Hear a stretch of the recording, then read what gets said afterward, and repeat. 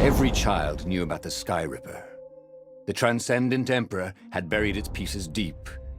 And then, this Emperor's horrific sacrifices had brought it back to the surface. Renato wasn't exactly sure how to use the legendary weapon.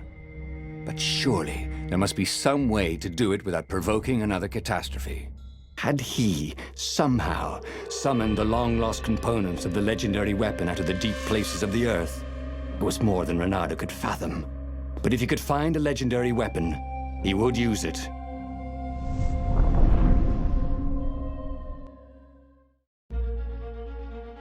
As he set foot on the island, Renato couldn't help feeling a bit curious. Was Lapino still waiting to be rescued? No. He was probably drinking champagne with the ravens. Did ravens drink champagne? Did rabbits? Renato felt oddly thirsty, come to think of it. Why had he chosen the Sky Ripper? Renato never made plans that required constant vigilance. He was a hero. He didn't think too much, just went with his gut and hoped it all worked out. The Sky Ripper was a long shot. He'd have to devote himself to it. No side journeys, no rescuing old friends. That was against his nature. Could he stick with it? The people who had built this castle, did they even know what monstrous weapon lay hidden within their walls? The Sky Ripper could destroy anything it touched, or so the legend said. As the Transcendent Emperor had fought the Lost Gods, thousands and thousands had died. But Renato had been through wars. The only merciful war was a short one.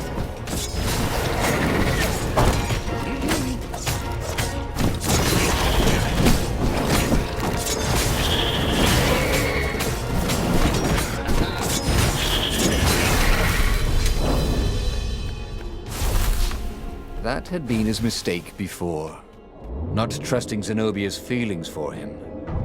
But how could he have known, after all these years of silence?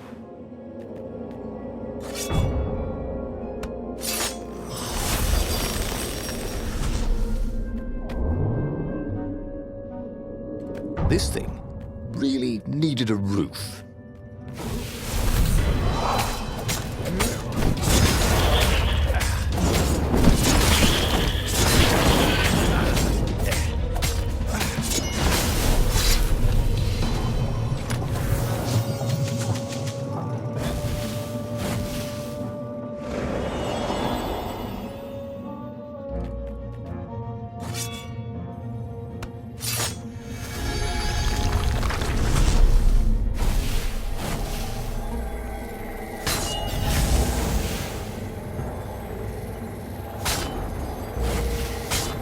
"Say goodnight, Gracie," said Renato, wondering who Gracie was.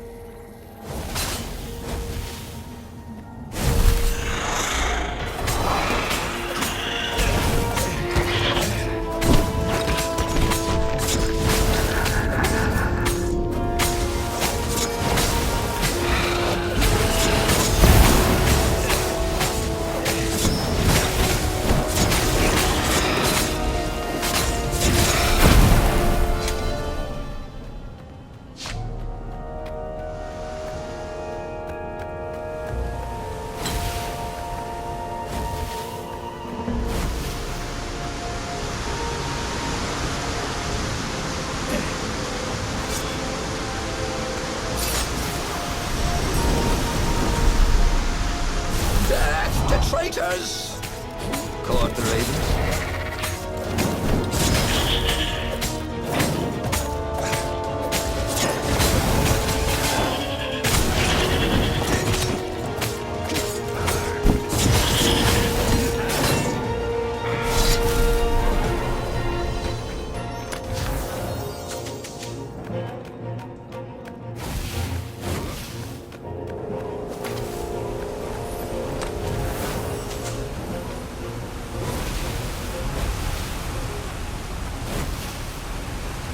Sorry, mustache, thought Renato.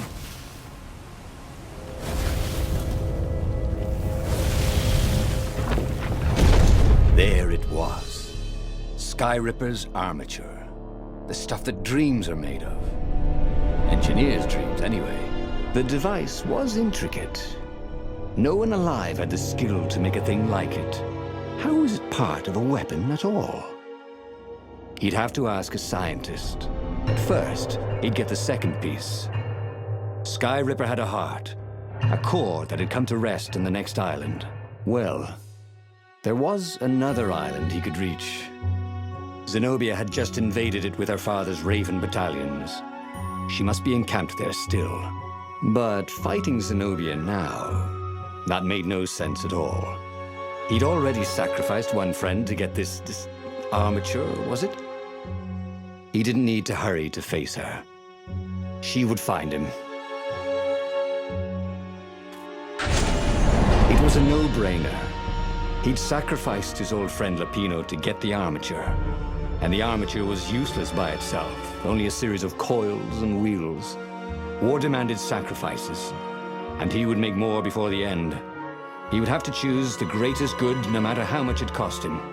Zenobia.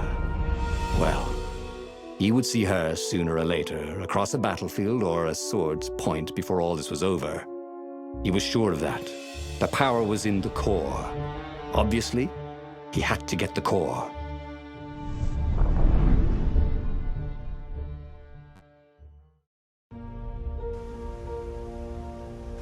Doubt sunk in before he was even out of sight of the Farfarer. Why had he chosen the Sky Ripper? It was the sort of path he'd always avoided. The path of responsibility, of seriousness. Had he grown up? He didn't feel grown up.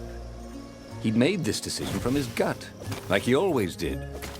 Somehow, he'd impulsively decided to stop being impulsive. Did that make any sense?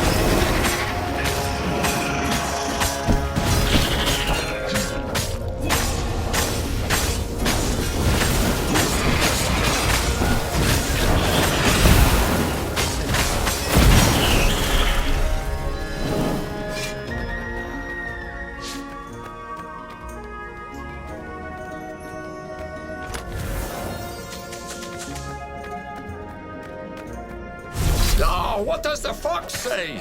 Asked one raven. Another one called back, "Oh, I'm dying!" They both laughed hysterically.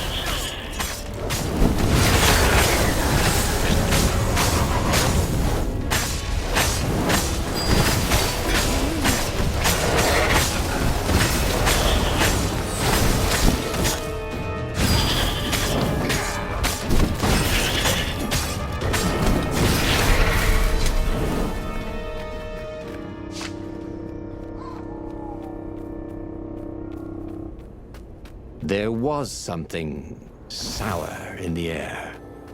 Like the earth had ruptured over something that had been fermenting for a very long time. You almost never saw wild gogglers together like this. The toads had to train them not to peck each other to death. So these had to be imperial gogglers. That meant ravens were up ahead.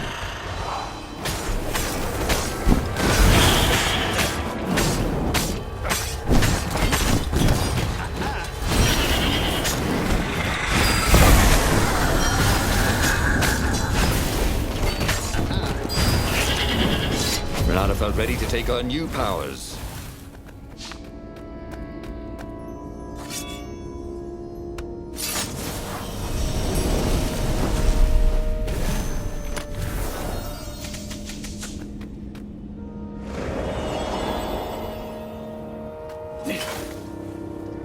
There were fewer and fewer trees.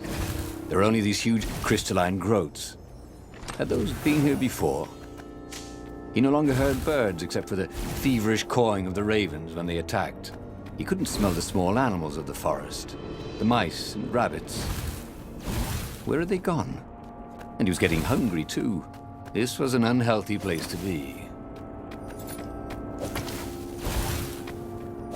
Do you guys ever eat fresh food? Because you don't smell like it.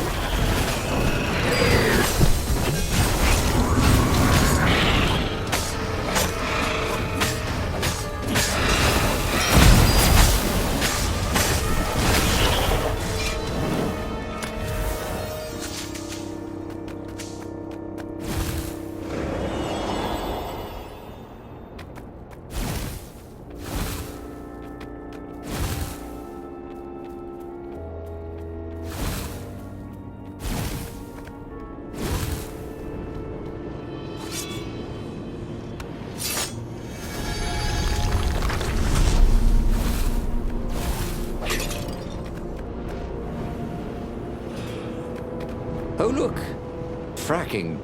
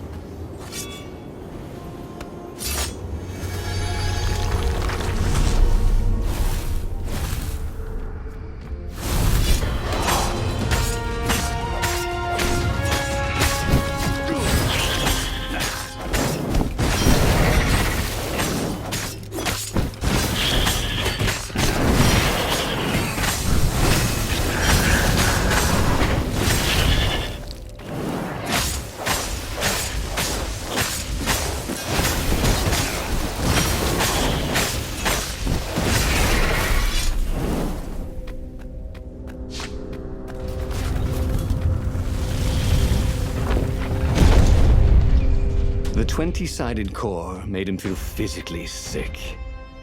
Once he had sneaked into a temple of the dark art, and he hadn't liked what he smelt and saw there. This felt like that. As quick as he could, he wrangled the icosahedron into the armature. The wheels began to spin, then glow. The sick feeling quickly spun away. Now he only felt sad. He had lost good friends for this war apparatus. Maybe Lapino wasn't such a good friend. Yeah, that made him feel better. He carried his prize back to the Farfarer. Now, he had to make his next move. There was a key Imperial outpost on the Nexus. If this really was some sort of super weapon, he could use it to wreak havoc on the enemy. And if it wasn't, well, better to know that before the final battle. But maybe he should show it to some scientists first. There was an observatory on the Nexus. Maybe he should go there before he fired it. Well, of course. If you've just assembled a weapon out of legend that can exile gods from the world, you'd want to have a scientist or two look at it. And even if they disagreed and he had time, he could ask Calaveras himself. Yes, the observatory would be his objective.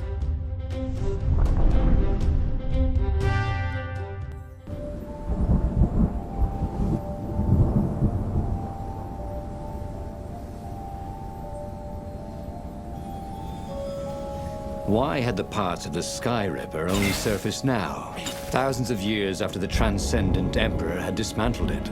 The mad Emperor Isengrim had performed terrible, bloodthirsty rituals to invoke the lost gods. Was that why these ancient artifacts were rising out of the ground? How perfect, then, that the Sky Ripper would reappear to be his destruction.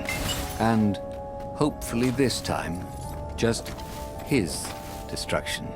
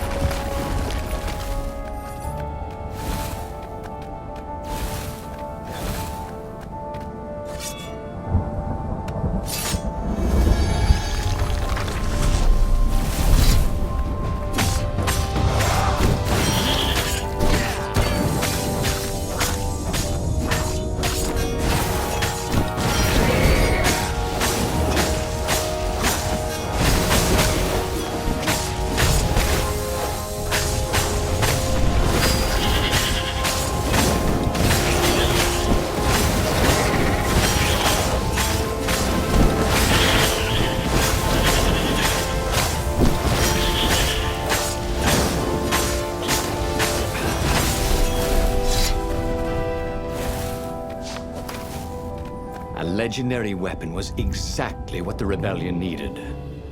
They were outnumbered. The once kind emperor had become a tyrant. But his ravens stayed loyal, for he fed them his victims, and the other animals were too frightened to rebel. Renato shuddered at what the emperor was trying to do. To bring back the lost gods, the Black Harvest, the Black Sun? No. He would stop that toad, no matter what the risk.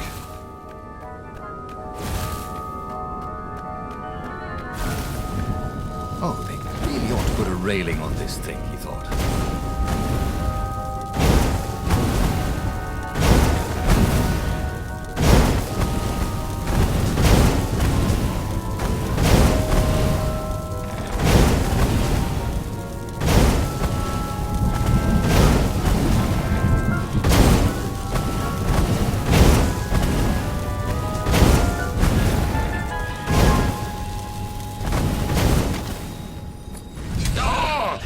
Such delicious looking eyeballs!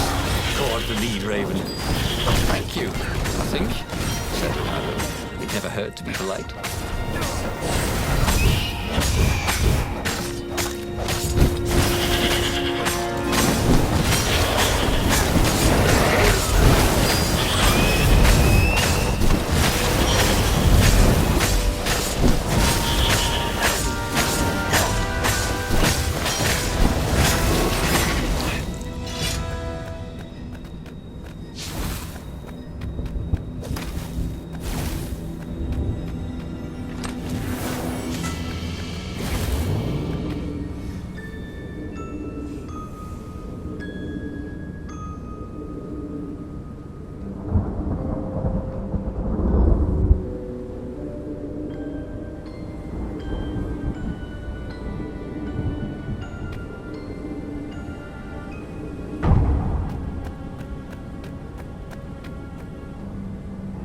Renato was thrilled. The scientists seemed to think he'd put the Sky Ripper together right. But one toad was worried. Yeah, the Sky Ripper could tear a hole in existence itself. There are invisible strings that tie the universe together.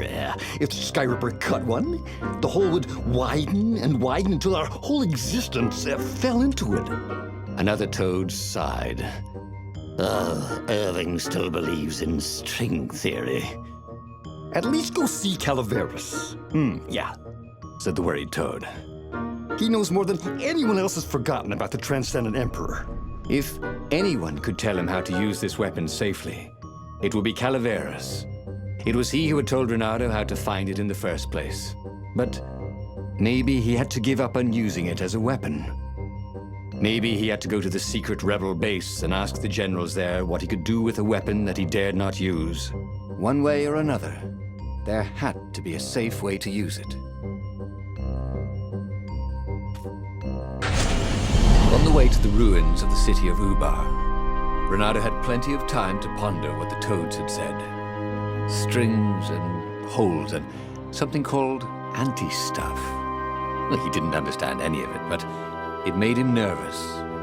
Renato would hear one metaphor and decide the Sky Ripper was safe, and then another, and worry it was catastrophically dangerous.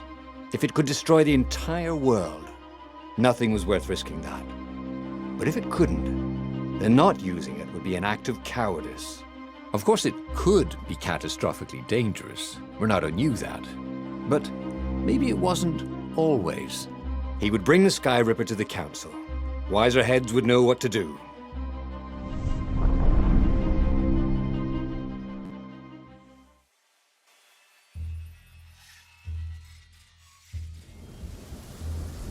The truth was, if it wasn't safe, then it was dangerous. They couldn't use it. He'd found the Sky Ripper for nothing. He should have rescued his friend Lupino. Oh, he should have confronted Zenobia. He had nothing but his sword. But maybe the council would have an idea?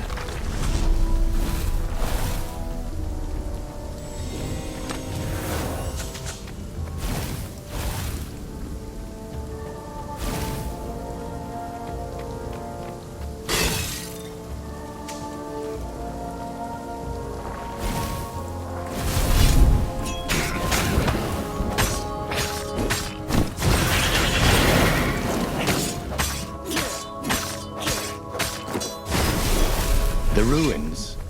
Why were so many ravens scouring the ruins? Had someone betrayed the secret base?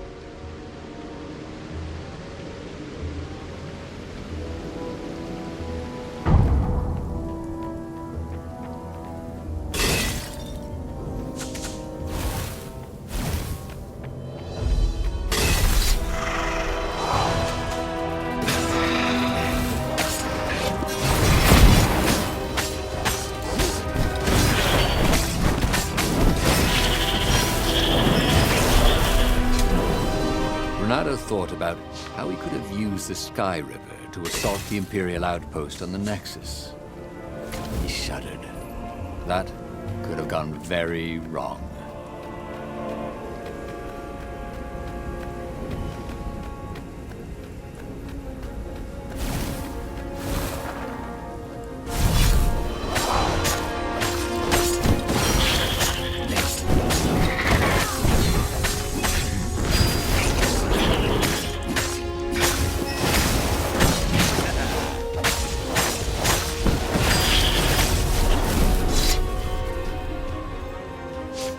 A raven cawed, "There he is!" And they ran away, cawing. They knew he had the core, didn't they? And they were afraid of it. Little did they know, he couldn't use it. Wait, if they didn't know he couldn't use it... Yes! A sword can be powerful without ever being drawn from its scabbard.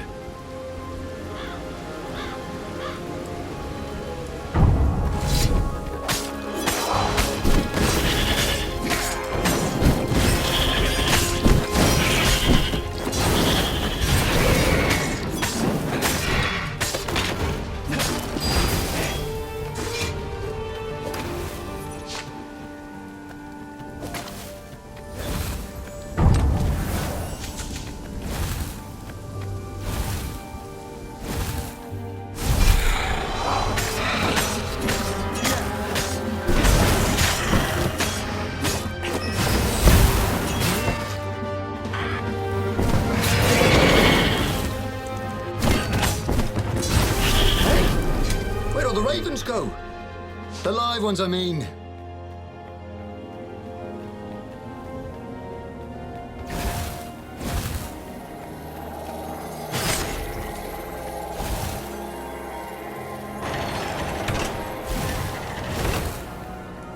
The long stairs. So he was close to the rebel base. Nothing was on fire. So far, so good.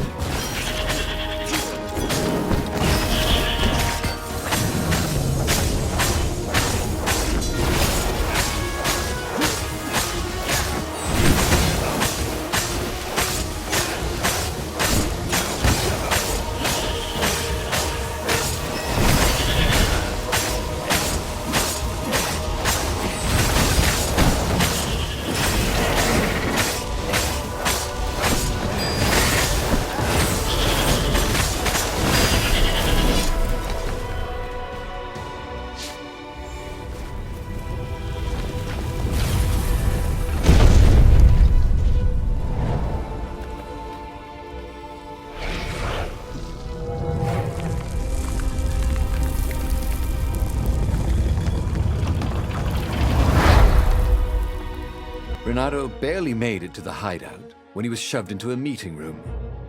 He laid out his plan. They were shocked. Bluff the Emperor with an unusable weapon? Yeah, it's brilliant, laughed Renato. He keeps sending ravens, none of them come back. How does he know it's my sword? I suppose there's no harm if it fails. Take the Sky River into a firing position. Croaked the speaker. I shall attempt to hail him by far, Speaker. It was a huge bluff. Renato had no cards to play. Just a weapon that could maybe destroy everything he hated and everything he loved. Could he be sure it wouldn't work? No, of course not. Of course the Emperor couldn't be sure it wouldn't work, and he must believe in ancient weapons if he hoped to bring back the lost gods, right?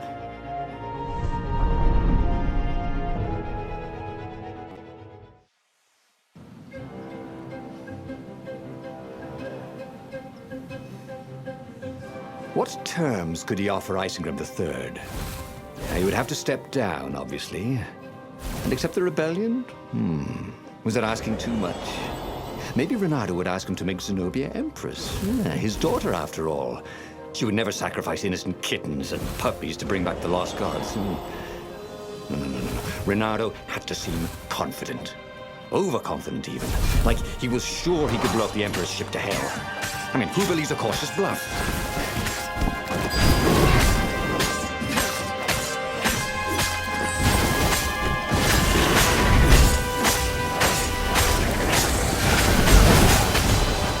Portal to an unknown destination.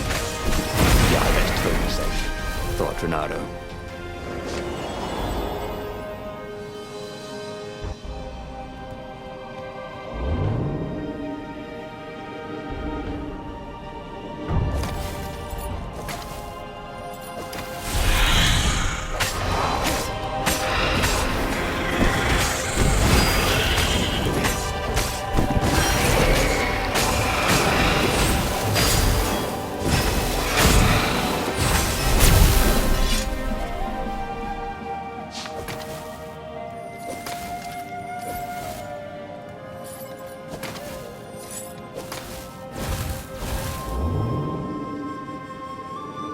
Don't look down, he told himself. Don't look down.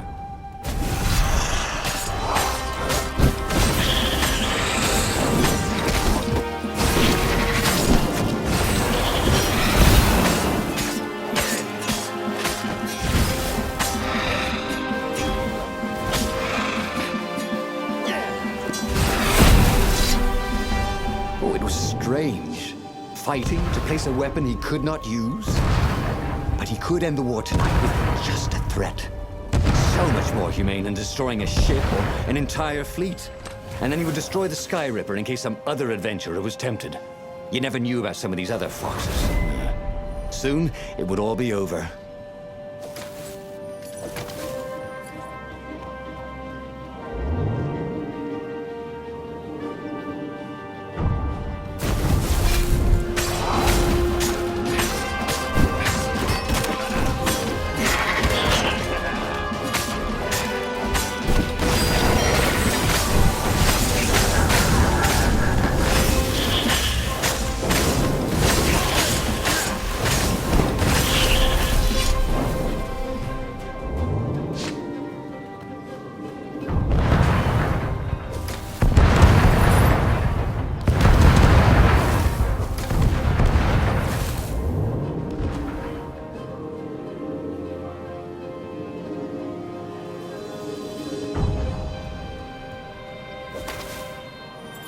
Soon he'd confront the Emperor.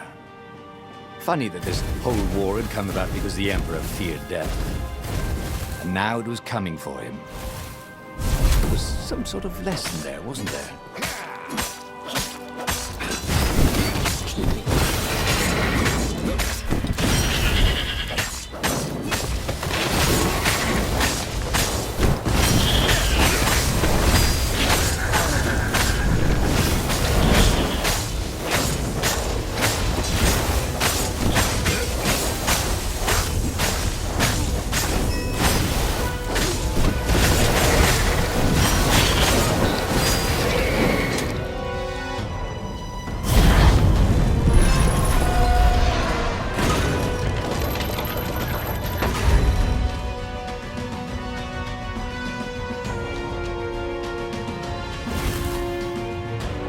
He set up the Sky Ripper and let it warm up.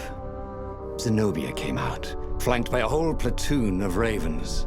"I know you, Renato. You won't actually use that," she said.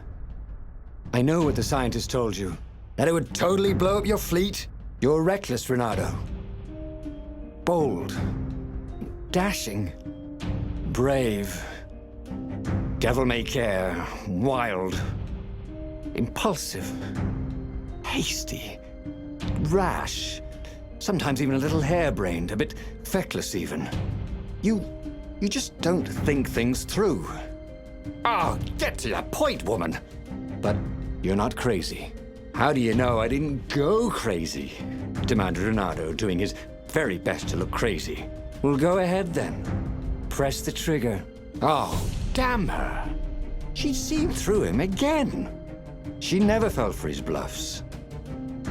This was the moment to do something brilliant, to come up with exactly the right thing to say, to make a heroic move. That's what heroes do. Oh, but he couldn't think of anything that wasn't obviously stupid. He was too shocked to move. Her ravens came and seized the Sky Ripper. He stared as they pushed it over the side into the abyss. Hey! Oh, I fought really hard to get that. It should never have come back. And he had to admit she was right. She had always been right. It was one of the frustrating things about her. Years later, as he rotted to his death in an Imperial prison cell, Reynardo was still trying to come up with something clever and heroic that he could have done in that last moment. But he never could. He should go back to some of the choices he'd faced before.